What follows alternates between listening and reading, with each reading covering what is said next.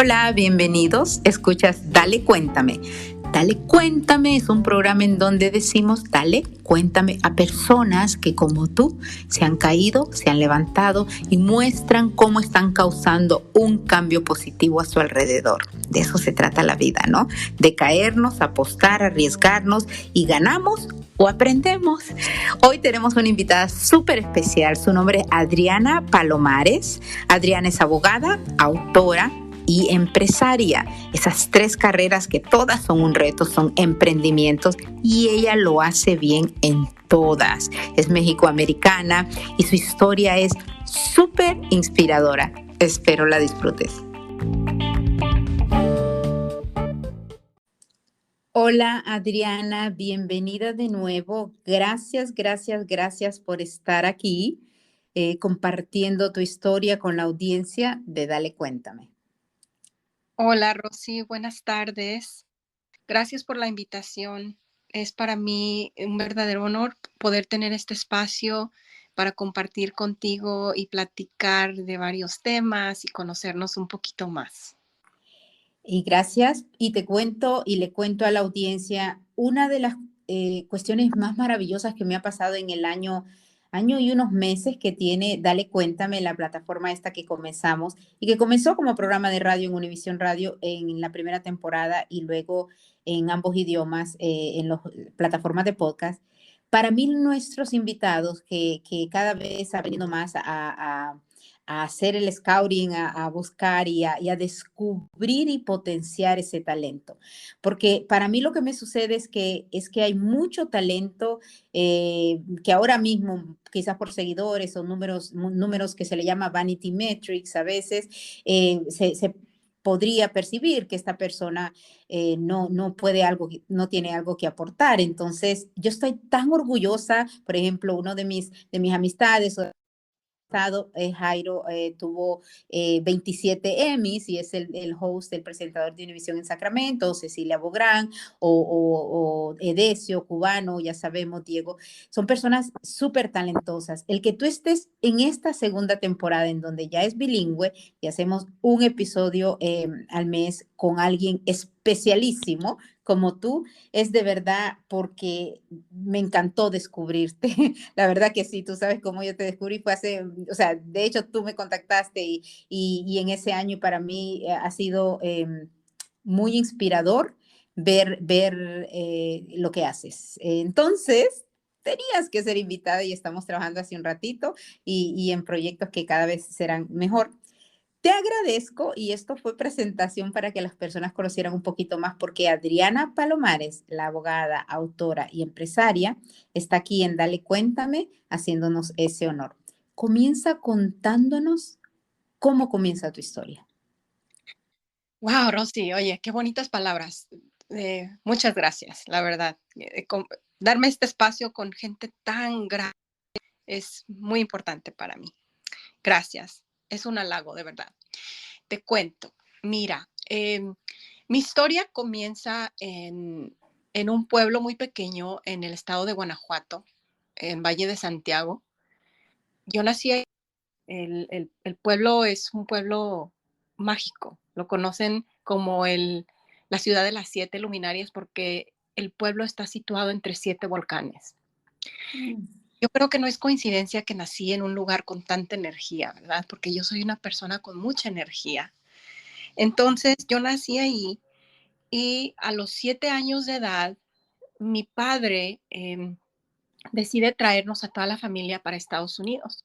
Mi padre ha sido músico toda su vida, pero él empezó a venir a Estados Unidos desde los 16 años, cuando fue contratado como bracero, cuando los gobiernos de Estados Unidos, México, hicieron un convenio para que trabajadores mexicanos del campo vinieran a trabajar en los 60. Entonces ahí empieza la trayectoria de mi padre viniendo como trabajador bracero y es como él llega a Estados Unidos. Después pasan los años, se termina el programa bracero, pero mi padre siempre se quedó con esa espina de poder regresar a Estados Unidos. Él intentó de muchas formas hacer una vida en México, pero siempre fue muy complejo. Entonces, él eventualmente decidió venirse, y él lo que hacía era que iba y venía. Entonces, él trabajaba un tiempo en Estados Unidos y pasaba acá un año, después regresaba a México, un mes, 2 meses, se pasaba allá y regresaba. Así estaba. Entonces, eh, ahí empezó nuestra conexión con Estados Unidos. Cuando yo Ujú, tenía 7 años, mis padres deciden que nos venimos porque pues era muy, muy complejo para mi madre estar sola. Estaba casada, ya tenía 2 bebés, que eran mi hermano mayor y yo, ujú. y era muy complejo tener un matrimonio a larga distancia.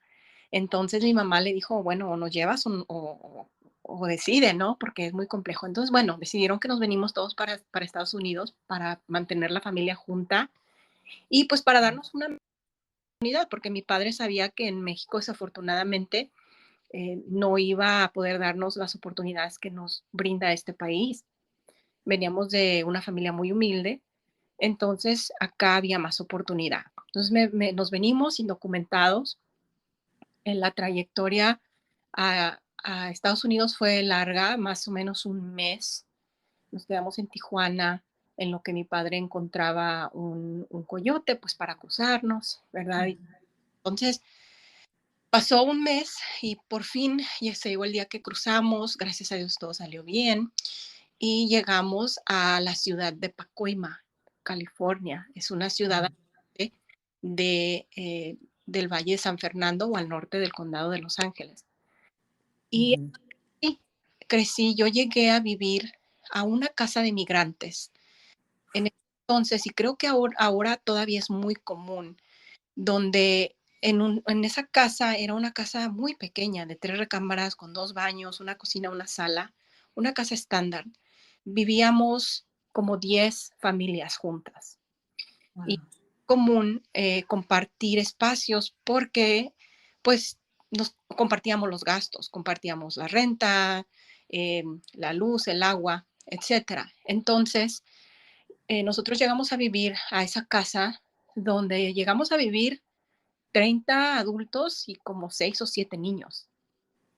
Es Wow. fue una fue una época muy difícil para Adriana, la niña, porque a pesar de que en México sí había sufrido escasez, no había sido al punto que la sufría acá, ¿verdad? Porque allá por lo menos teníamos nuestra casita, pero nuestro espacio, vivíamos solos. Llegamos acá a vivir en un lugar muy pequeño, donde había mucha gente, donde todas las mañanas era muy complejo utilizar el baño, por ejemplo, porque todo el mundo, solo eran 2 baños, todo el mundo necesitaba bañarse y hacer lo que tiene que hacer uno en la mañana. Entonces sí fue una época muy, muy difícil adaptarme. Para entonces mi hermana menor también ya venía con nosotros y sí hubo pues situaciones muy complejas que tuvimos que pasar como bullying, por hablar inglés, eh, pues mucha escasez, ¿verdad? Y sobre todo estar en un ambiente que en realidad ahora que yo he hecho mucha sanación, me doy cuenta no era un ambiente muy sano para una niña de 7 años o una niña de 5 como en ese entonces tenía mi hermana, perdón, ni un niño de 13. Mi hermano de hecho dormía aparte, él dormía con todos los hombres mayores.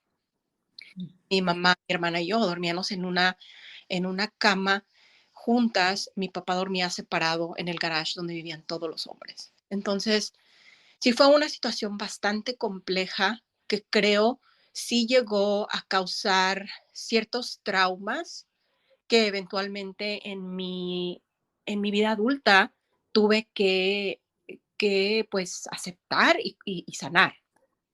Entonces, había también pues situaciones donde eh, por el fin de semana, los hombres que estaban solteros, que no tenían sus esposas o sus hijos aquí, por ejemplo, tomaban y de repente se peleaban, o si había entre el grupo una persona que consumía drogas y todo el tiempo lo estábamos viendo tener episodios de adicción, ¿no? Entonces, sí fue un ambiente muy, muy difícil en el que crecimos y estuvimos en esa situación 5 años hasta que mi padre co- de mi mamá pudimos salirnos de ese espacio y rentar un garage donde ya solo vivíamos la familia de mi tío y nosotros. Vivíamos dos familias ya en un garage. Era un poco mejor en sí, pero aún era un espacio un poco reducido, ¿verdad? Pero reducido.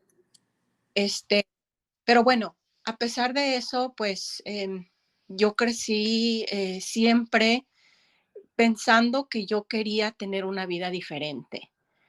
Yo había visto ya muchas cosas y yo siempre decía, yo no quiero seguir esta vida, yo no quiero este, seguir siendo pobre, no quiero seguir viviendo en un espacio y todo el tiempo churrada, viviendo entre muchas cosas, ¿no?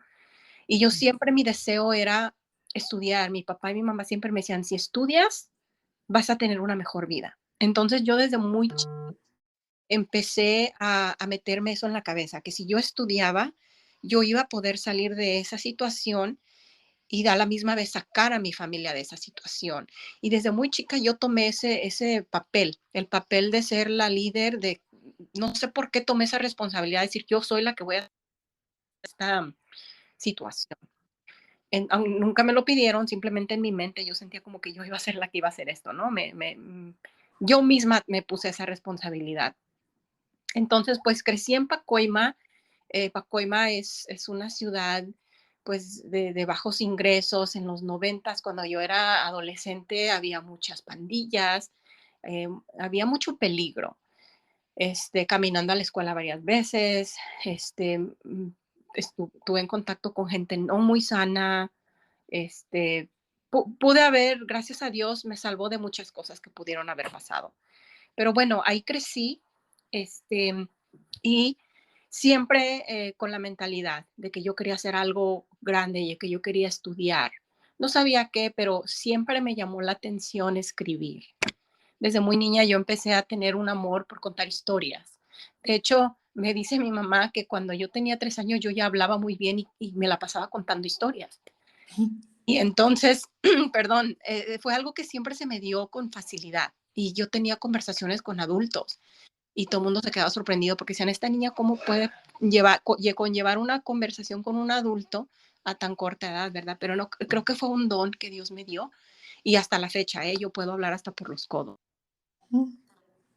Este, pues esa fue mi juventud. Yo fui a San Fernando High School y gracias a Dios ahí entré al programa de Magnet, que es para niños que quieren ir a la universidad. Y ese programa me ayudó muchísimo porque fue la primera vez que yo realmente entendí que tenía potencial. O sea, antes yo quería ser alguien, yo quería estudiar, pero nunca me di cuenta en realidad que sí tenía un potencial. Todos mis compañeros eran niños muy inteligentes, con calificaciones muy buenas, y eso me servía como para motivarme y decir, yo también quiero salir adelante. Entonces, desafortunadamente, o bueno, afortunadamente ahora veo, porque todo pasa por algo, ¿verdad? Por una buena. Ujú. En ese entonces, cuando yo me gradué de high school, yo sí tenía las calificaciones para poder haber ido directamente a una universidad, pero mi papá me dijo, cuando me gradué, me dijo, hija, yo no te puedo ayudar a pagar tus estudios. ¿Quieres estudiar? Pues yo voy a entender, porque no puedo ayudarte. Y yo dije, no, no, no puede ser que aquí pare, yo tengo que buscar la manera de seguir estudiando. Entonces, como yo era la primera persona en mi familia en ir a la universidad, sí tuve que darme a la tarea de buscar recursos. Mi hermano decidió no estudiar, entonces sí fui yo la que tomé la batuta en ese aspecto, decir voy a ser la primera que voy a ir a la universidad.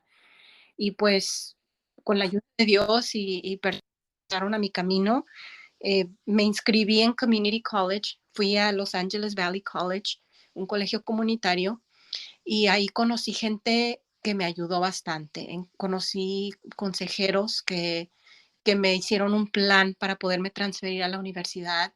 Yo aún estaba todavía era muy callada, tenía muchos temores, no sabía para dónde iba mi vida, no me la creía que si iba a ir a una universidad, de repente decía, en realidad voy a ir, pero bueno, dentro de mí decía, es que sí, tengo que ir, o sea, esta es la manera de salir de la situación en la que he vivido toda mi vida. Entonces, bueno, por la gracia de Dios, del universo, sí logré, después de 2 años, transferirme a UCLA.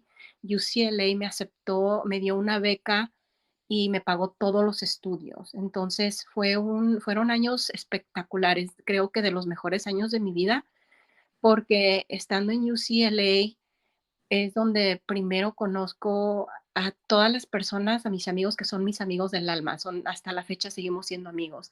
Y también me dio la oportunidad de salir de Pacoima por primera vez.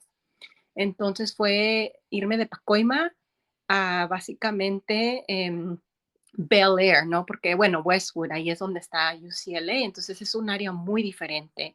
Ahí, Sí. o sea, tú sabes la diferencia entre Pacoima y Bel Air. Sí, sí, sí, y quiero porque me tienes, you are really, eres realmente un storyteller, ¿no? Si ves, Rosy que habla muchísimo también no te ha interrumpido, pero quiero llegar hasta UCLA porque es tan interesante de nuevo todo lo que viviste y hay tantas personas y niñas y muchachas que se pueden identificar hasta ahí y quisiera preguntarte en esos momentos en donde tú estabas rodeada, porque así es, ¿no? Pues, en lugares, como me cuentas, Pacoima, y quizás habían pandillas o quizás el bully y esas cosas. Si te recuerdas de alguna situación que viviste, ya sea de niña o de adolescente, que fue riesgosa, si acaso, y cómo saliste de ella. Sí, fíjate que una vez yo iba caminando a la escuela, estaba yo en la secundaria y de- yo iba hacia la escuela y venía un hombre, yo iba sola, este, y era un pedófilo porque eventualmente la situación se convirtió en algo muy desagradable. El hombre se expuso ahí, yo tendría unos 14 años Mm, y me empecé a ir y yo no sabía qué estaba pasando. En mí sentí mucho miedo, ujú. sabía que estaba en peligro, pero a la vez estaba muy confundida. No podía creer que esto realmente me estuviera pasando. Claro. Entonces fue correr. Yo corrí, o sea, corrí hacia la escuela con mi mochila. Perdón, afortunadamente no pasó a mayores. Cuando ya crucé la calle, este, el hombre se retiró y se fue, pero no me puedo imaginar si en alguna otra ocasión le hizo lo mismo a otra muchacha o a otra jovencita y a lo mejor pasó a peores. No sé, ojalá no, pero sí era ese tipo de situaciones, desafortunadamente, que se daban en ese ambiente donde crecí. Sí, Poco, pero, pero esa es una donde yo ahora como adulta digo de lo que me salvó Dios. O sea, sí. sí, Total, total. Y basado en eso, porque mira cómo te impactó. Y yo siento, de nuevo, porque a mí siempre es importante que la audiencia se identifique. Y muchas de las mujeres, y ya sabes, este movimiento de la mujer tan fuerte que apareció de nuevo, reapareció hace unos años, precisamente por los abusos y abusos de ese tipo, ¿no? En donde, aunque gracias a Dios no, en tu caso no pasó ese, y me imagino pero son abusos completamente y yo lo que sé y quiero compartirlo como mujer aquí es que a mí siempre digo, por supuesto, basado y todos lo sabemos en lo que nos pasa, es lo cómo reaccionamos, ¿no? En esa situación tú corriste, pero ponle otras situaciones, quizás menos, quizás más. Eh, yo he escuchado que a veces la víctima de ese abuso, de ese harassment o acoso o abuso sexual completo, se siente culpable. Y eso es algo en psicología que se explica de una manera increíble, pero incluso si tienes un abuso sexual completo, la víctima se siente culpable, siente que ella tuvo algo que ver, que ya sabes, ¿no? Y quizás tiene que ver con la sociedad, si cómo me vestí, cómo caminé, cómo lo vi, por qué me fui a esa hora por ahí, o si me violaron, o sea, por qué tuve la relación sexual. Y eso, como para decirle a la audiencia, para mí es muy importante, jamás, jamás y jamás se tiene la culpa, ¿no? Eso es una cuestión que no debe de ocurrir. Y de nuevo, Adriana, gracias por compartirlo y te felicito además esa reacción y que obviamente, como tú dices, formó, ojalá que esa persona no haya hecho daño y que lo hayan encontrado. Ahora, pasando de esas situaciones tan difíciles en donde vienen, en donde cruzan la frontera, van y viven con familias bastante de inmigrantes y tus papás, por supuesto, haciendo lo mejor que pueden, porque yo adoro Maya Angelou, como nos ha dicho esa frase, todos hacemos lo mejor que podemos y cuando sabemos mejor, lo hacemos mejor. Y todos nuestros papás, nosotros y todos los abuelos y antepasados hacen lo mejor con lo que conocen en el presente y siempre es así. Pero estando en esas situaciones, yo lo que veo en las novelas, que yo hace muchas décadas no miro, pero en lo que mirábamos en las novelas es las personas que vienen, no sé, Latinoamérica, voy a seguir siendo Centroamérica o México o Venezuela, se casan con una persona rica o hacen algo ilegal o no para salir de eso. O sea, en las novelas siempre es la persona, la mucama o se casa con el rico o ahora creo que salen y hacen cosas ilegales. Nosotras sabemos que eso no ocurre así, que eso no es la norma, no es lo usual. Es usual en la televisión, es usual en las cuestiones, ¿no? Pero sabemos que no, sabemos que en este momento para la audiencia estoy hablando con una abogada que además es autora y ustedes la escuchan, es una storyteller excelente, contadora de historias y es una empresaria. Y tu éxito te lo debes, por supuesto, papá Dios, tú misma y las personas que te han apoyado. So, cuéntanos de UCLA para adelante. Sí, pues mira, te digo, llegar a UCLA fue un gran logro. Yo me sentía que estaba viviendo un sueño. Por primera vez en mi vida, te digo, salí de Pacoima y llegué a este campus que era hermoso. Llegué a conocer gente que ya no nada más era latina, sino también ya había estudiantes afroamericanos, asiáticos, blancos. De hecho, mis roommates eran mujeres blancas y ya yo empecé a vivir en otro mundo, salí del mundo que era Pacoima. Y pues fue muy, muy bonito, pero también vino con mucho sacrificio porque pues sí, yo escogí una carrera donde no había muchos latinos y casi siempre era una de varias latinas en la clase, ¿no? Yo escogí hacer una licenciatura en inglés con un enfoque en literatura mundial porque siempre me gustó escribir y leer. Entonces dije, bueno, yo voy a hacer lo que me gusta. No sé realmente qué voy a hacer con mi vida, pero sé que esto me gusta y de alguna forma me va a ayudar. Entonces yo me enfoqué en eso, pero no había muchos latinos en esa carrera. Casi todos los latinos se iban por como Chicano, Chicana Studies o Sí.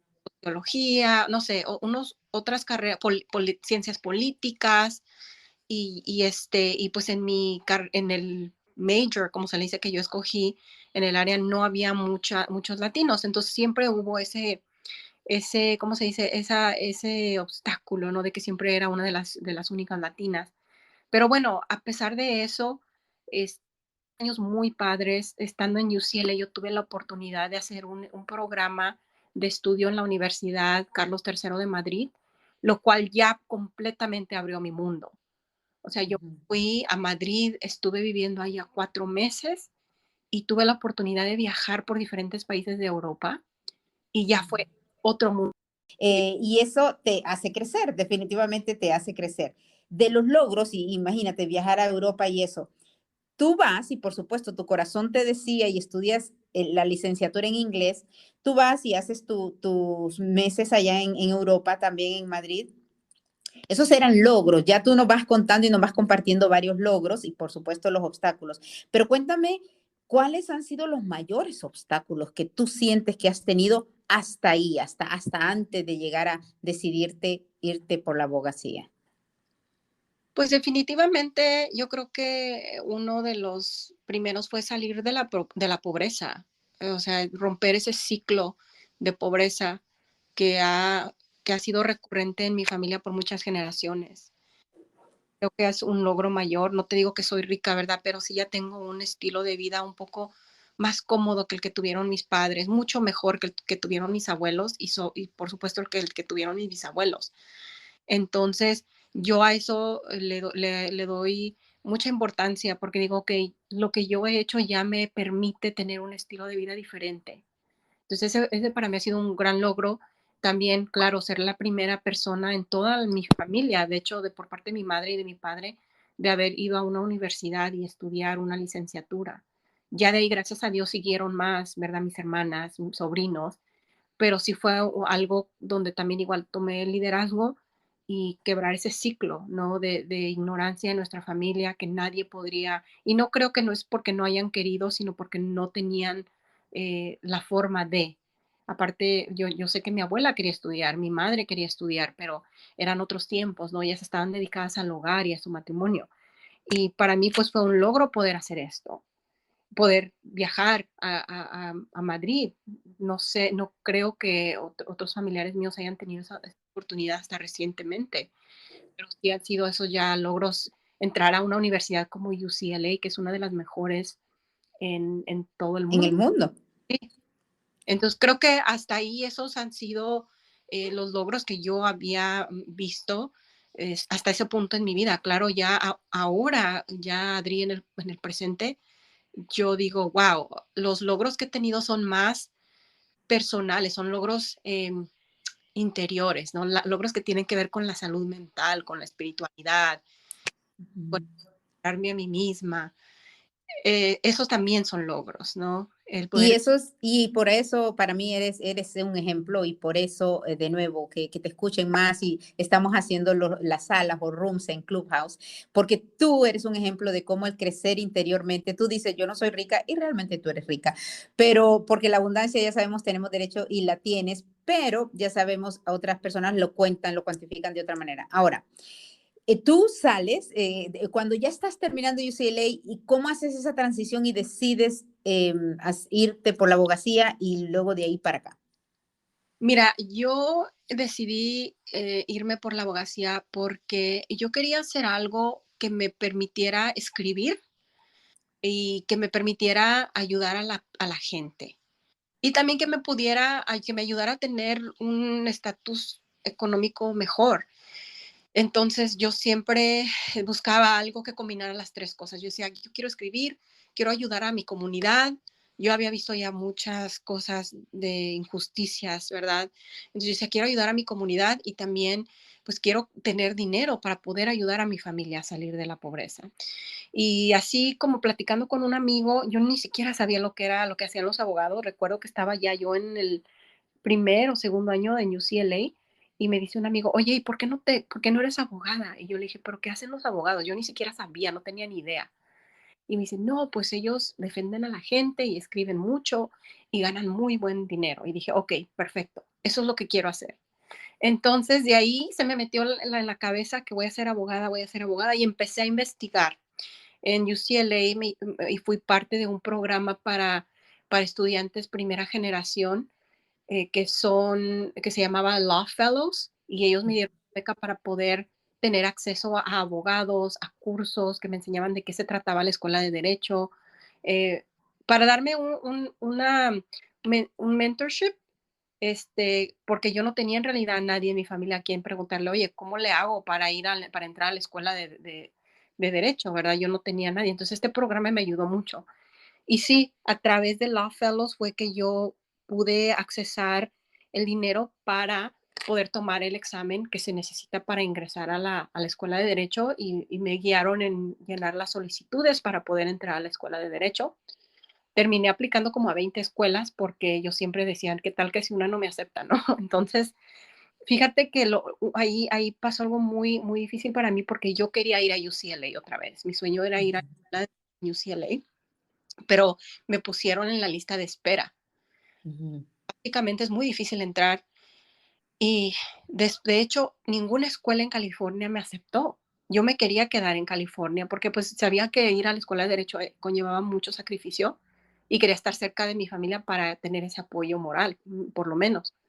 Pero ninguna escuela me aceptó directamente, me pusieron en la lista de espera, este, y ya tuve que tomar la decisión de aceptar la oferta de otras escuelas que estaban fuera de California. Entonces yo terminé yendo a una escuela, a un colegio que se llama Lewis and Clark College of Law en Portland, Oregon. Y pues no tuve más que irme, ¿no? Yo no estaba muy contenta con la decisión, te voy a ser honesta, porque, Ujú.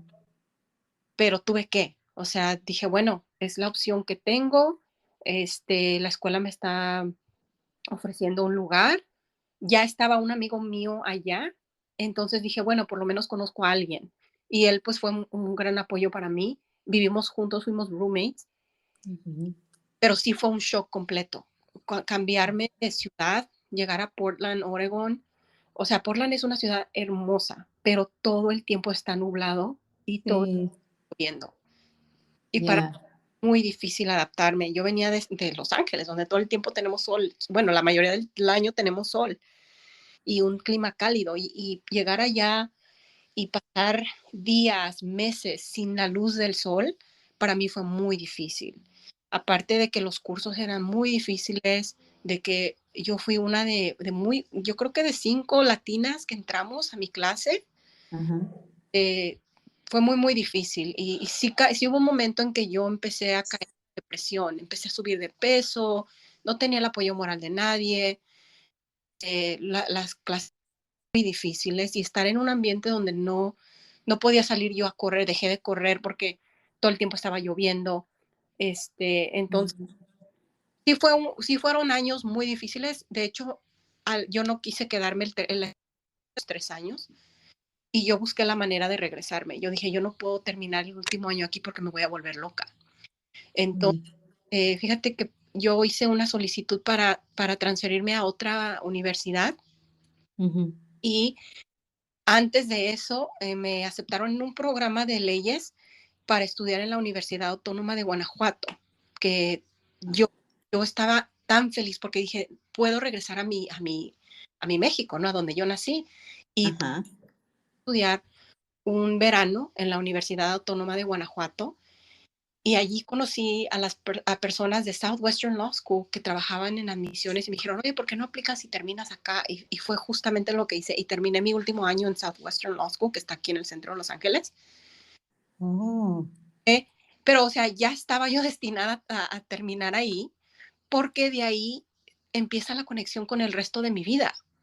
ajá. Algo maravilloso. Yo no lo obvio, yo en ese momento no sabía que eso tenía que pasar, pero ahora digo, wow, todo estaba conectado, todas las piezas estaban conectadas, por eso no me aceptaron en UCLA, porque tenía que ir allá, porque no iba a estar tan contenta y tenía que buscar otra opción, que fue Southwestern Law School, y en Southwestern Law School conozco a la persona que fue mi primer jefe como abogada, Oh, mi profesor de Workers' Compensation.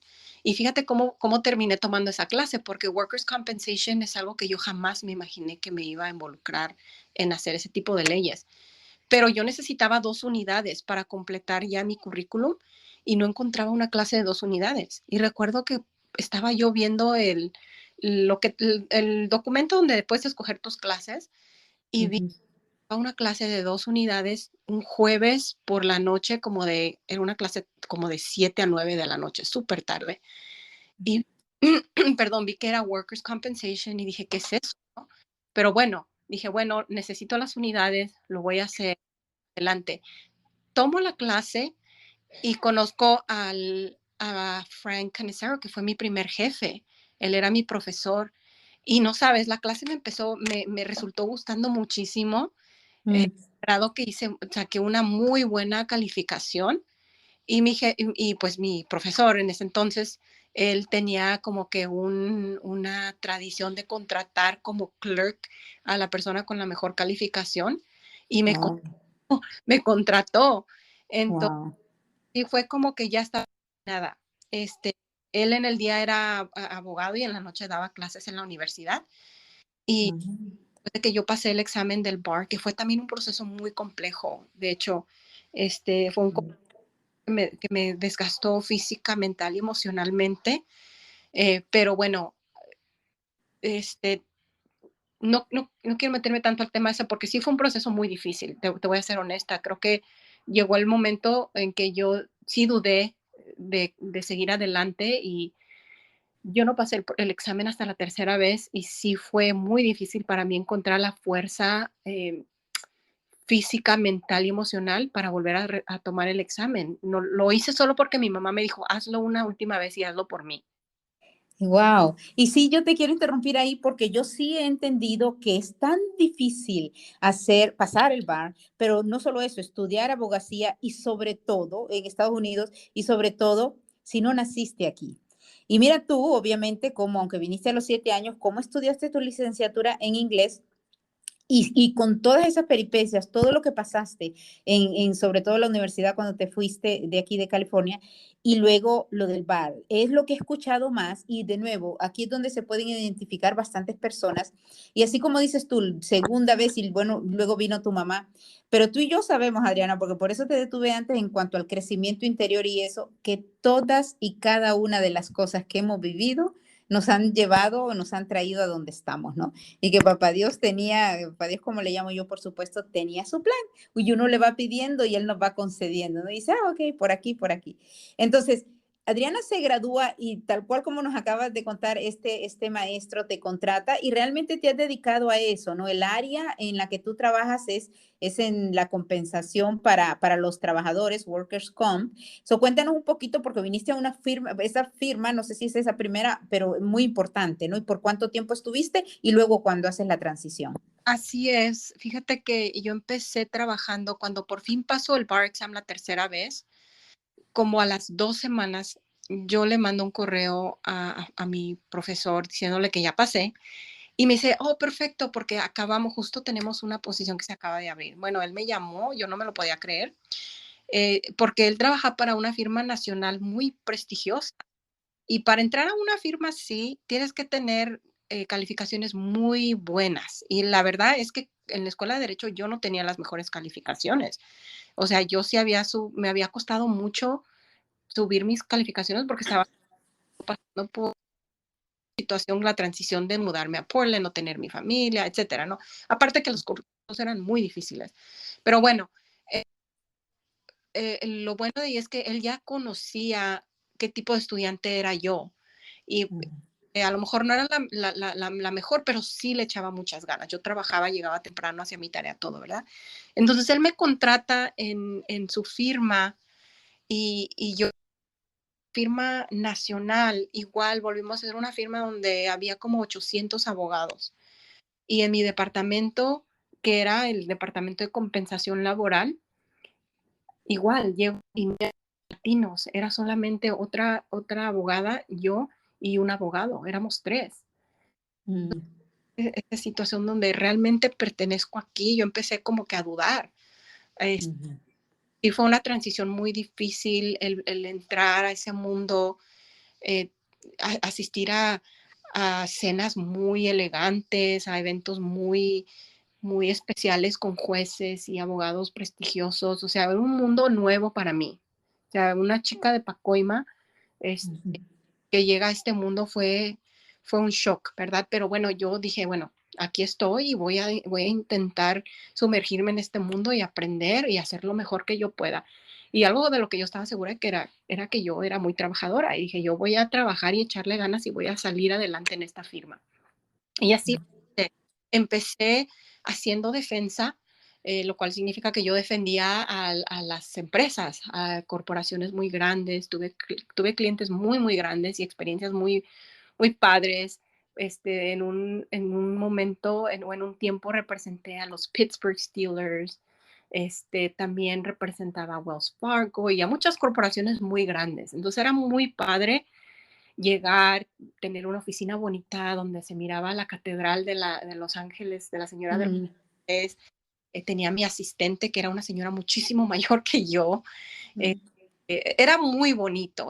La verdad que sí, de primero fue llegar a un mundo nuevo donde ganaba mucho más dinero que el que a lo mejor mis padres hubieran podido ganar en su vida.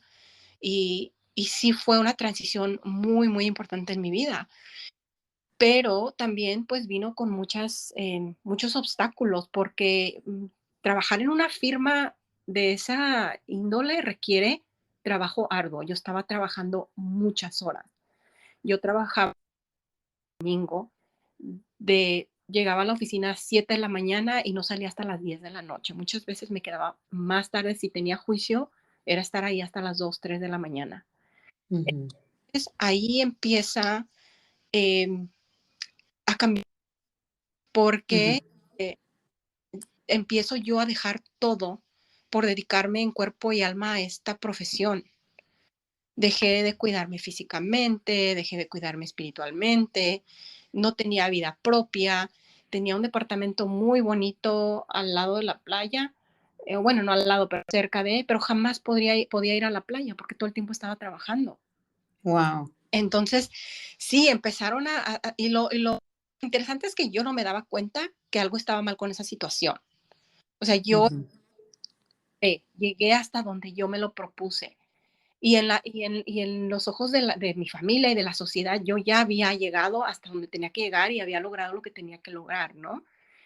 Y pues yo me creí eso, dije, ok, ya llegué, ahora tengo que ser feliz, porque todo el mundo me dijo que cuando yo llegara a hacer lo que quería hacer, que se fue una gran abogada, ahora me toca ser feliz. Pero no pasó así, no era feliz. Ujú.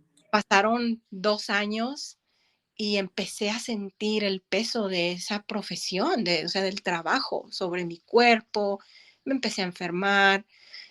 Creo que al tercer año fue cuando realmente empecé yo a tener dificultad para respirar, me daban ataques de ansiedad por el estrés, muchísimos casos, tenía más de 100 casos que tenía que manejar yo sola, manejaba todos lados para ir a audiencias. Y ahí fue donde primero yo me di cuenta, estaba yo en una declaración, recuerdo, y me dice la taquígrafa, me dice: "¿Dónde vives?". Y le dije: "Vivo en Long Beach". Y me dice: "Ah, qué bonito, está cerca de la playa". Yo: "Sí, está hermoso, muy bonito, ahí cerquita, 5 minutos tengo la playa". Y me dice: "Ah, seguro vas a la playa muy seguido". Y yo me quedé pensando que, de hecho, no, jamás voy a la playa porque todo el tiempo estoy metida en mi oficina. Y fue Ujú. como decimos, ¿verdad?, los mexicanos, fue cuando me cayó el 20. O sea, ¿qué estoy haciendo con mi vida? Sí, estoy ganando dinero, sí, estoy trabajando para una firma muy prestigiosa, sí, estoy haciendo algo que a lo mejor no nadie en mi familia ha podido hacer, pero realmente yo no era feliz. No me Ya. levantaba sintiendo que, que iba a hacer algo productivo con mi vida. En la noche cuando llegaba tenía que trabajar según yo me iba temprano a casa, pero siempre llevaba trabajo y terminaba trabajando. Y, y me iba a acostar satisfacción. No sentía la satisfacción de haber ayudado a alguien. En Ujú. Sí había ayudado a mi cliente, pero mi cliente era una empresa grandísima que a lo mejor le había yo ahorrado unos miles de dólares y ya. No había algo significativo para mí en eso. Y fue cuando realmente empecé a cuestionar qué estaba haciendo yo con mi vida. Aparte de Ajá. colegas y todos, nadie era feliz en realidad. Entonces, una vez, fíjate, llegó uno de mis supervisores Ujú. muy pronto, cuando yo creo que al año que yo empecé a trabajar ahí llegó, recuerdo que se paró en la puerta, eran como las 10 de la noche y seguíamos trabajando. Y llegó y se paró en mi puerta y me dijo: "Oye, ¿te puedo dar un consejo?". Y le dije: "Sí, claro". Y me dice: "No te quedes atorada aquí". En ese momento yo no entendí lo que él me decía, Ujú. pero ya cuando estuve ahí 2 años, 3 años, 4 años, yo dije: "Okey, ahora entiendo lo que él me dijo". Es Mm. Y sí, lo vi porque muchos de ellos y lo que yo he visto en mi profesión, obvio, estoy generalizando, pero sí veo Ujú. que muchos abogados, como empiezan a ganar dinero, empiezan a vivir una vida que más que nada, eh, es una vida que tiene que ver más con el ego, ¿no? Empiezas a comprarte el carro más bonito, la ropa más bonita, empiezas a rentar el departamento caro, porque es un estatus. O sea, Sí. tener ese estatus de ser, eres abogado y pues tienes que por fuerza tener la casa bonita y el carro bonito y todo lo bonito e ir a cenar a restaurantes caros y demás. Y todo el mundo como que cae en Y ese, eso pasa en diferentes lugares, te digo, o situaciones, lo que te quería decir, en carreras. O sea, y lo estábamos hablando en el room, las personas a veces la marca del carro o la casa o demás te dan ese estatus y al final no lo da. Y al final un título de presidente o de lo que sea, pues no lo da, ¿no? Entonces, qué bueno que nos compartes esa parte en donde cómo tú te ibas desgastando y dando cuenta. Y hoy, por ejemplo, que hablamos de trabajamos, nos esforzamos o trabajamos inteligentemente, y más que inteligentemente es yo me rindo, ¿no? Ahora, o yo le cedo a papá Dios. tú decides entonces hacer un cambio bien grande, de estar en esa firma tan importante y de tener este estatus que se parece un poco a las historias que hemos contado, como la de Diego Tamayo, y tú decides, necesito cambiar. ¿Cuándo lo decides? ¿Qué es lo que pasa? Y luego viene tu vida, algo muy importante que también es importante que nos compartas. Cuenta. Así es, pues mira, yo decidí a finales del 2013 que yo no podía seguir ahí. Dije, tengo que salir y necesito planear una estrategia para salir, porque no puedo seguir aquí. O sea, yo dije máximo un año y me tengo que ir, porque yo ya me estaba enfermando. Todo el tiempo tenía, te digo, ansiedad, ataques de pánico, estrés, no podía dormir bien. O sea, ya me estaba enferma, ya físicamente todo el estrés estaba manifestando en mi cuerpo, se me caía el cabello, todo el tiempo estaba enferma y no sabían que tenía dificultad para respirar. Yo siempre me gustaba mucho correr, dejé de correr porque ya no podía. Entonces yo dije, necesito yo hacer un cambio, pero yo no sabía qué. O sea, yo dije, en mi mente yo decía, a lo mejor tengo que cambiar de carrera, a lo mejor tengo que cambiar de firma. Y buscaba y aplicaba para trabajos y todo, pero nunca se daba, no se daba, no me llamaban a ningún lado, no me llamaban a entrevistas. Como que yo sentía que todas las puertas se me cerraban y yo no podía entender por qué. Yo decía, ¿por qué nadie me quiere contratar? Si, o sea, vengo de esta firma, vengo con un título de UCLA, vengo con un título de Lewis and Clark, y no se me daban las oportunidades. Entonces dije, igual y yo ni siquiera tengo que ser abogada ya, a lo mejor yo necesito salirme de esta carrera por completo.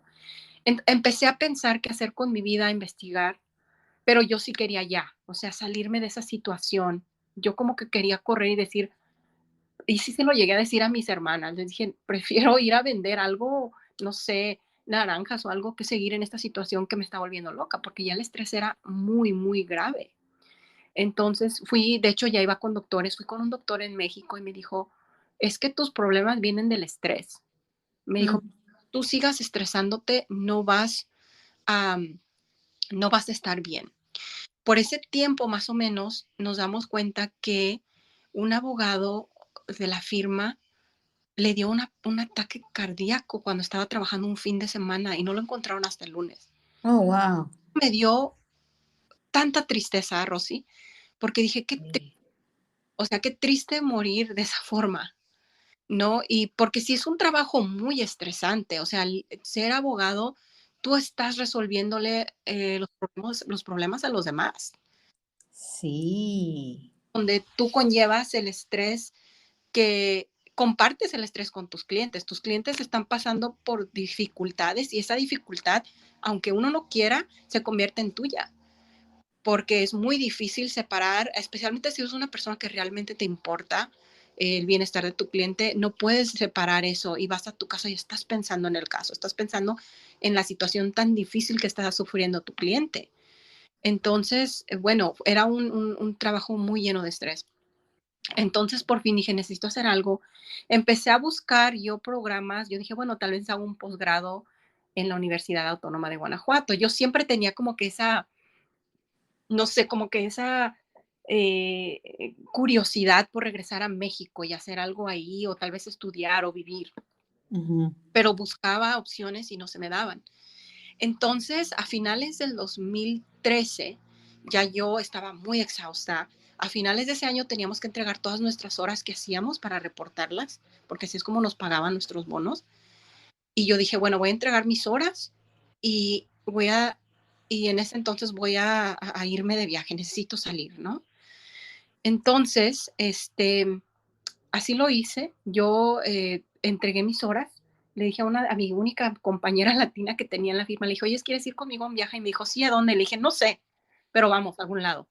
Y me dice, ok. Ah, Entonces yo dije, ¿a dónde vamos? ¿A dónde vamos? Me empecé a buscar y me sale un paquete a la Ciudad de México. Muy ujú. miraba muy padre y dije, bueno, estaría muy padre. Mi amiga no era mexicana y nunca había ido a México. Dije, igual ella conoce, yo también. Bueno, entonces hacemos ese viaje a finales de 2013 a México. Y cuando yo estaba allá, yo le hablo a un amigo mío que yo tenía mucho tiempo de conocerlo y nos habíamos mantenido en contacto. Él vive en la Ciudad de México, él es ingeniero. Y le digo, oye, ¿crees que estoy acá de viaje? En realidad yo estaba como que escapando, ¿no? De toda esa situación. Y él me dice, va, muy bien, qué bueno, ¿por qué no nos juntamos? No sé, ¿verdad? Para no hacerte la larga, En ese viaje, a través de mi amigo, yo conozco a un hombre muy importante en mi vida, el hombre que se convirtió en mi esposo. Ah, sí, Entonces, wow. pero fue, en ese momento yo no sabía que él iba a ser mi esposo, ¿verdad? Porque fue un fin de semana el que convivimos.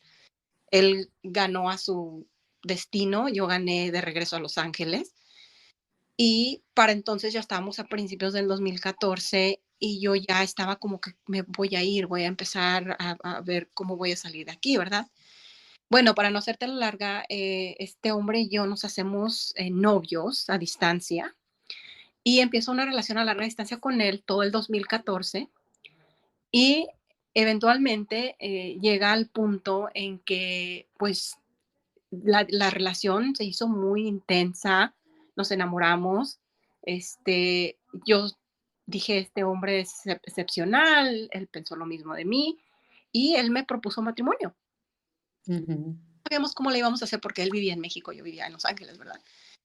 Pero bueno, en, a finales del 2014 me dice él, ¿por qué no te vienes a vivir a México? Dice, igual puedes hacer algo allá, no sé. Sí, voy a tomar la decisión. No soy feliz en este trabajo, estoy enamorada de este hombre, quiero hacer algo diferente con mi vida. Yo lo vi como una oportunidad para salirme de ese entorno en el que estaba y Ujú. encontrarme. Yo dije, necesito encontrarme, necesito encontrar como que volver a guiarme, porque yo sabía que algo tenía que hacer para poder salir de esa situación. Y dije, igual en México puedo escribir.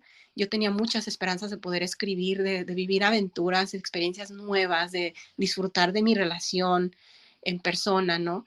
Y sí, Claro. el 2014 agarré 2 maletas, le metí lo que pude, lo más valioso, vendí mi coche, entregué el departamento, renuncié y me fui a México de regreso, a vivir a México. Mi mamá casi le da un ataque al corazón, porque pues a mi pareja, mi jefe me dijo que estaba loca, todo el mundo me miró como que estaba, ¿qué estás haciendo? No estás pensando las cosas bien. Pero bueno, yo en mi corazón sentía que era lo que seguía para mí. Yo dije, mira, yo me voy a ir, no tengo en realidad mucho que perder. Yo dije, yo ya tengo experiencia como abogada, tengo unos ahorros, si no me va bien, pues me regreso y ya, ¿no? Yo lo vi de esa forma. Yo dije, Ujú. "Pero es una oportunidad que tengo para vivir algo diferente". Y me fui. Y, y en ese tiempo, de nuevo, para todas estas mujeres que se están identificando, porque pues obviamente no, nosotras seguimos el corazón y demás, en ese tiempo, de nuevo, yo sigo con que todo pasa porque tiene que pasar y tú conoces a esta persona que iba a ser tu esposo por más de media década, creo, o tuvieron esa relación. Y de hecho, recientemente tú te divorcias, ¿no? Entonces, llegándonos a eso que es una parte muy difícil en la vida de hombres y mujeres, porque uno se casa no para divorciarse, ¿no? Y Ah, aunque sea más común en este momento, definitivamente es un dolor y una cuestión que impacta. Adriana Palomares, quien es nuestra entrevistada, abogada, autora y empresaria, lleva y hace esa vida ya. Yo de nuevo, cada una de estas cosas, Adriana, lo que estoy y admirándote es porque tú hacías lo que tu corazón, si quieres, lo que el universo, lo que papá Dios, tu interior te decía. Y en cada una de esas, irte, salir, ok, en UCLA, estoy en lista de espera, me voy a otro estado a estudiar abogacía, no, ya no voy a terminar aquí y eso, que eso me identifico mucho. Vamos siguiendo el corazón y el riesgo. Y yo siempre digo, si no ganas, aprendes. Esa así es la gran diferencia, ¿no? No, es. no pierdes realmente. Y ni siquiera, y te lo veo y te lo admiro a ti, yo sé y por conocerte y por saber cómo va tu cambio y eso, que es a donde quiero traernos, cómo más bien con todo y que llegas al divorcio, porque tienen esa linda relación y todo eso de allá, de acá, él viene, pero al final deciden separarse, pero tú, de todas maneras, ya habías iniciado una compañía, que es la Mezcalera Inc., que tú igual nos hablas de eso, porque voy a terminar con lo de la novela, pero crean esta compañía, organización o la creas tú y entonces ya estás en eso, ¿no? Ya te apasiona la parte de hacer esas cuestiones. Cuéntame de esa parte. Sí, mira, pues en el tiempo que yo estuve en México, yo dije, tengo que hacer algo y mi ex, él estaba muy involucrado con el mezcal. Su familia es una familia mezcalera de 5 generaciones, y él ya estaba en el proceso de aprender la comercialización, ya comercializaba una marca, y yo, pues, lo acompañaba. Yo me iba a eventos con él, solo a acompañarlo. Mi intención nunca fue como que realmente hacer un negocio de esto. Yo iba a acompañarlo y de repente, sí, yo veía que había gente, nosotros llegamos a vivir a San Miguel de Allende, donde hay una gran población de americanos y canadienses, retirados, y muchas veces él me decía: "Oye, ¿por qué no me ayudas a traducir? Porque estos son americanos y canadienses y no hablan español". Entonces, así fue como yo me fui metiendo. Él me utilizaba como traductora. Pero a mí me empezó a gustar mucho cuando yo empecé a empaparme de la historia del mezcal, de la producción, de cómo se produce la planta, cómo se produce el líquido, todo esto me empezó a fascinar. Aparte que me empezó a fascinar la bebida. Ujú, Entonces, yo empecé como a empaparme. Yo aproveché ese tiempo que estuve allá, me iba con él. Él estaba sacando una licenciatura en temas de agave y algo así, ¿no? Agricultura. Y ujú, con él al rancho, le ayudaba a recolectar semillas, le ayudaba a sembrar la semilla. O sea, yo me metí de lleno. Viajábamos a Oaxaca a conocer productores. Yo me metí de lleno y realmente me empezó a gustar muchísimo. Entonces, juntos empezamos una empresa que se llamaba Mezcalar, que era un tasting room de mezcales en San Miguel de Allende, y eventualmente se expandió a ser una mezcalería. Y ese era como que nuestro proyecto juntos, ¿no? Y ahí empezó realmente mi carrera como empresaria, ¿no? Como ujú. empecé a llevar a cabo lo que era un tasting room, empezamos a hacer tours para las haciendas mezcaleras en Guanajuato, llevábamos gente de acá de Estados Unidos para allá, y fue realmente como empecé yo a ser empresaria. En ese entonces lo hacíamos juntos, estábamos casados, y así empecé. Después yo, por mi parte, empecé a la Mezcalera Incorporated. La Mezcalera Incorporated nació pues de un amor por el mezcal y de un amor, mi amor por esta persona, ¿no? Este, pero realmente yo vi que era muy difícil para las marcas pequeñas entrar al mercado estadounidense. De hecho, nosotros mismos intentamos hacer una marca y fue muy difícil. Yo siendo abogada y teniendo contactos en Estados Unidos, no pasamos como 2 años intentando meter esta marca al mercado estadounidense. Intentamos ayudar a otras marcas, pero fue muy, muy difícil. Entonces, fue donde yo vi como que un área de oportunidad.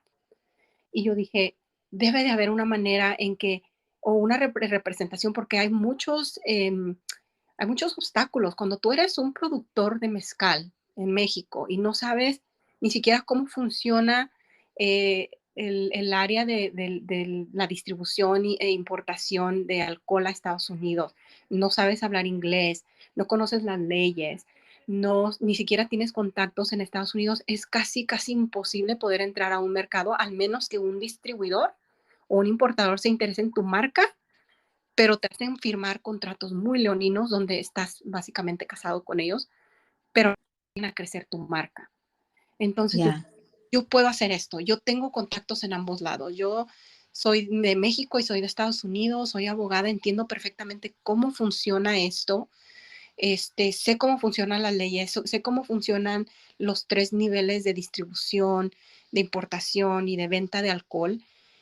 Y yo voy a ayudar a estas marcas a, a llevarlas a Estados Unidos. Aparte, también me interesó mucho el tema de las mujeres involucradas en mezcal. Había muchas maestras mezcaleras que estaban muy involucradas en el proceso de la elaboración del mezcal, pero nadie les daba un reconocimiento. Yo miraba botellas de mezcal donde siempre ponían el nombre, y si tú te fijas en una botella de mezcal, la mayoría tienen el nombre del maestro mezcalero y casi siempre su nombre, pero no Ya. daba ese lugar a las maestras mezcaleras o a las mujeres en el mundo. De hecho, no somos muchas las mujeres que estamos involucradas en el área del mezcal, en la industria del mezcal. Y yo dije, esta empresa que yo estoy creando tiene que ser una empresa donde le dé espacio a las pequeñas marcas y a las mujeres mezcaleras, ¿no? A las mujeres involucradas en este espacio. Entonces, lo que yo hago con mi empresa, yo me incorporé mi empresa hace 2 años y lo que yo hago es ayudarle a las marcas pequeñas a entrar al mercado estadounidense, ponerlos en contacto con el importador y el distribuidor. Y también contar historias de las maestras mezcaleras. Eso pues por la parte que me encanta escribir, ¿verdad?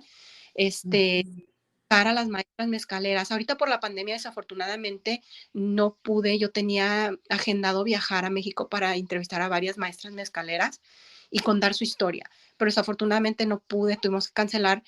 Pero me he enfocado en mujeres que son amantes del mezcal, que están de este lado de la frontera, que también están haciendo cosas maravillosas. De hecho, si tú vas a mi Instagram, tú ves que ahí tengo una parte donde digo, eh, tengo encuentros mezcaleros con chingonas, ¿no? Se trata Sí. de dar las historias de mujeres que aman el mezcal, que tienen un amor por la producción y la historia, pero también están haciendo cosas muy impresionantes en nuestra comunidad.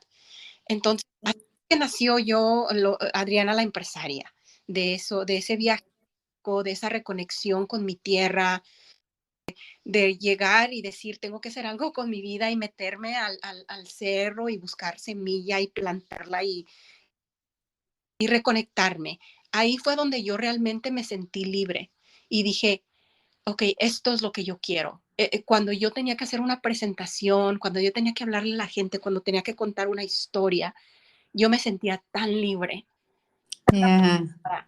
Y fue cuando empecé a retomar lo que realmente me apasionaba, que es el storytelling, contar historias, escribir historias, crear una historia, ¿no? Entonces ahí nació esa parte de mi vida. Y como storyteller y por todo lo que está pasando, que de nuevo vayan y ahorita Adriana nos va a decir sus Instagram y de nuevo nos escuchan los sábados a las 3 de la tarde en Clubhouse.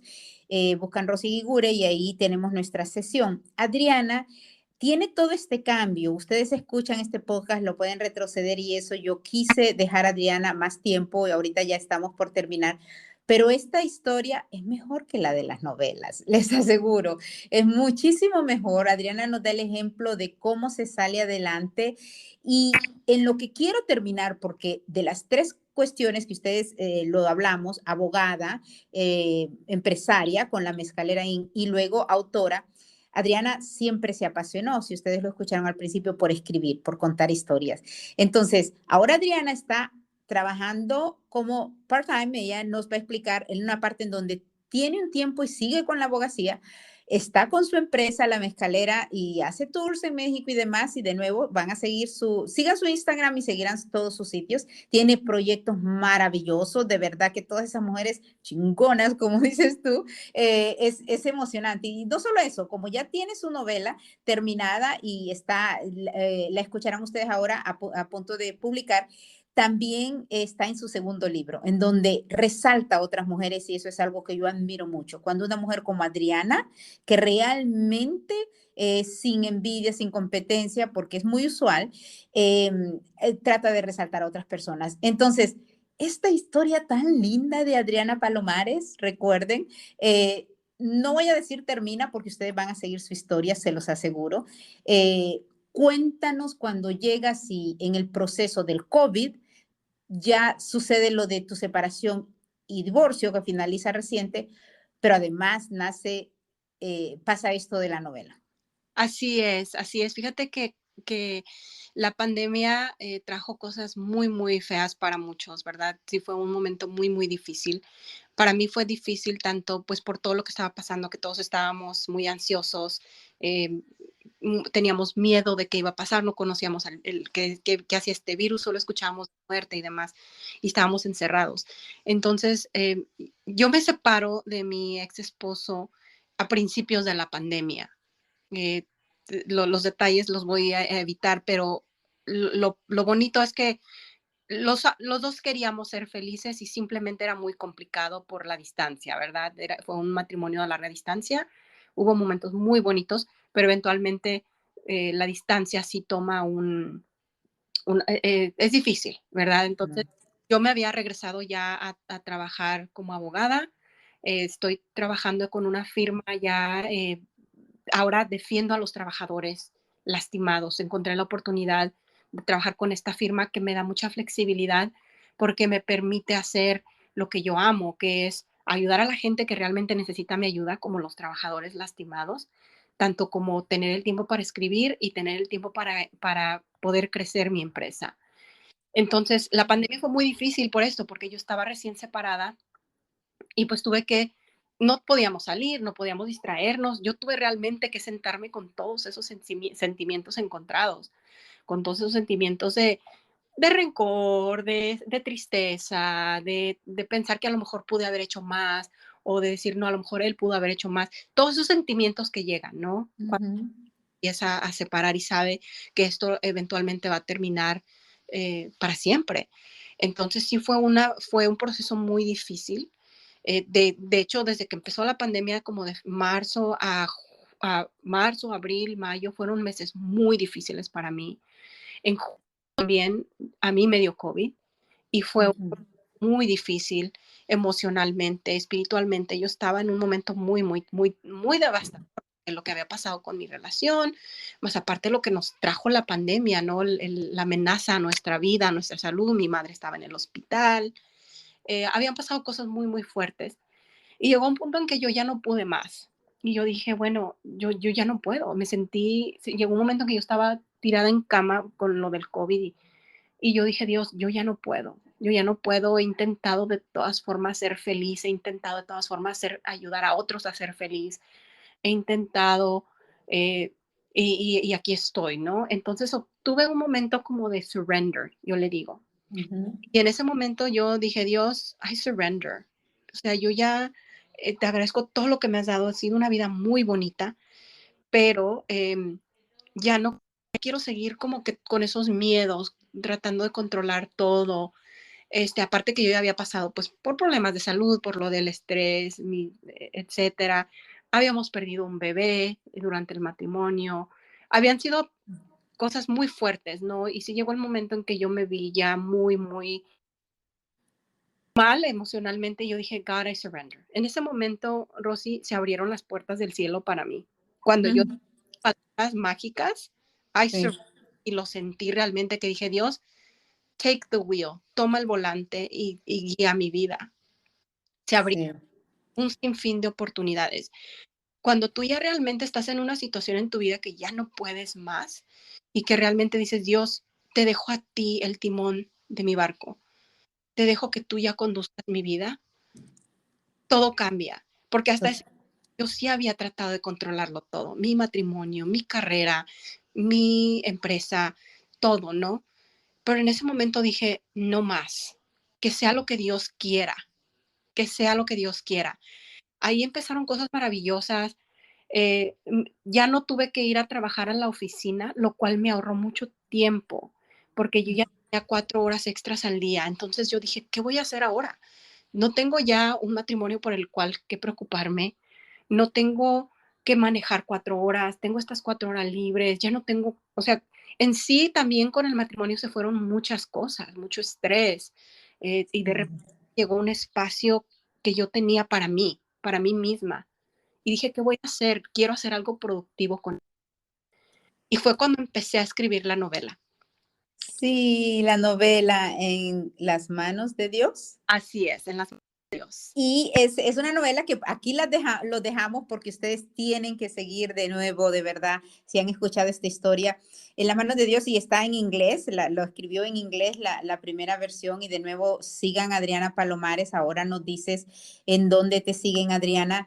Quiero además, te pueden encontrar y vas a estar siempre con nosotros además, pero dime, Adriana es un ejemplo, como ustedes lo han escuchado, es un orgullo hispano, un orgullo latino, un orgullo mexicano, y ella tiene una influencia enorme. Ustedes han escuchado cómo ella ha pasado todo tipo de obstáculos, perder un bebé, el divorcio de niña al cruzar la frontera, y ella es una exitosa abogada, autora y empresaria. Hay que seguirla, ¿no? Hay que seguirla e inspirarnos todas juntas, sobre todo porque es una mujer con mucha fuerza, pero además con ese descubrimiento que el crecer interiormente es lo más importante, interiormente y espiritualmente, porque eso es lo que nos lleva a disfrutar lo que estamos haciendo. Adriana, ¿cómo quisieras de aquí a, yo digo que yo le pido a Papá Dios 101 años y ya él dirá, con salud además, pero a la edad que él decida, ¿no? Pero ¿cómo quisieras tú que te recordaran? ¿Qué quisieras dejar en el mundo, si acaso? Mira, Rosy, yo quisiera inspirar a todas las mujeres a ser las mujeres que quieren ser y no las mujeres que la sociedad tienen que ser. Eso es lo que yo. Y también a los hombres, porque creo que también los hombres tienen esa tensión o ese estrés de que todo el tiempo la sociedad nos está diciendo quién tenemos que ser. Pero yo Sí. soy una, ¿cómo se dice? Apoyo la causa de la mujer, porque soy mujer, y siempre trato de inspirar a las mujeres para salir de situaciones difíciles. Y yo espero que si algún día yo ya no estoy como una mujer que vivió outside the box, que vivió Sí. vida como quiso, que nunca, a pesar de los temores, nunca paró. Y yo siempre, en todos los momentos de mi vida donde tuve miedo, también tuve mucha valentía. Y por eso no paré, y por eso seguí. Y yo quiero que cuando ya no esté, muchas mujeres sigan ese ejemplo de decir, ¿sabes qué? Yo también no voy a vivir mi vida como quiero, bajo mis propias reglas y no como me dice la sociedad que tengo que vivir. Porque solo así realmente descubres quién eres. Solo así realmente Totalmente. conoces tu potencial y conoces tu propósito. ¿A qué viniste a la vida? Cuando tú sales de las normas y brincas al vacío y tomas ese leap of faith, ese surrender, cuando dejas y realmente pones tu fe en Dios y le dices, guía mi vida, es cuando realmente en la vida que tienes que vivir, que te apasiona, que amas, y la vida que va a dejar una huella para ti y para los demás en esta tierra. Que tú haces muchas cosas con Adriana, seguimos aprendiendo, maestros y alumnos. Adriana, el quererse a uno mismo, gracias por ese ejemplo que definitivamente lo has dejado toda tu vida porque tú has seguido tu propósito, nos caemos, nos levantamos. Y ese ceder, I surrender, ese cederle a Papá Dios, y de verdad, nosotros lo hablamos con Diego Tamayo, tú lo sabes, tú te encargas, ¿no? O sea, yo quiero esto, he luchado o he hecho esto o no, y yo me rindo porque tú tienes el timón, ¿no? Eso es una maravilla, la verdad. Y eso nos hace vivir sin estrés. ¿Dónde te pueden seguir para despedirnos? Te agradezco y sobre todo que nos sigan en Dale Cuéntame y que te sigan a ti en esos lugares y en Clubhouse también. Pero dinos dónde te siguen en Instagram y en las redes. Sí, muchas gracias. Mira, mi Instagram de mi empresa se llama @la mezcalera Inc. Y mi Instagram personal es @I am Adriana Palomares. También me pueden encontrar en Facebook como Adri Palomares. Ya, perfecto. Adri Palomares. Perfecto. Muchísimas gracias, Adriana. Yo de nuevo, eres muy especial, eres el ejemplo que yo quiero mostrar de nuevo, de los logros, de ir creciendo y logrando. Así que te agradezco tu participación aquí y ya sabes, seguimos. Síganos porque seguimos, vamos a seguir con Adriana. Un abrazote y muchísimas gracias. Gracias, Rosy. Que pases bonita tarde y gracias a todos. Buena tarde. Bye. Bye.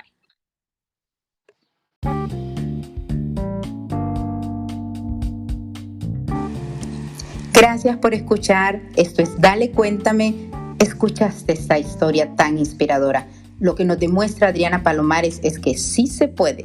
Además de seguirla a ella, puedes escucharla todos los sábados a las 3 de la tarde en Clubhouse y también a Diego Tamayo. Y estamos ahí. Tú puedes levantar la manito y conversas y nos compartes además tu historia. Ojalá que nos acompañes si estás ya en la aplicación de Clubhouse, si no, vas a estar pronto, no te preocupes. Pero sobre todo comparte este episodio del podcast que lo pueden retroceder y si amistades tuyas, familiares se pueden inspirar, te lo agradecemos porque ese es nuestro objetivo, que sepamos que nuestro crecimiento personal ayuda a que podamos aportar alrededor. Gracias por estar ahí. Mi nombre es Rosy Guigure. Hasta la próxima.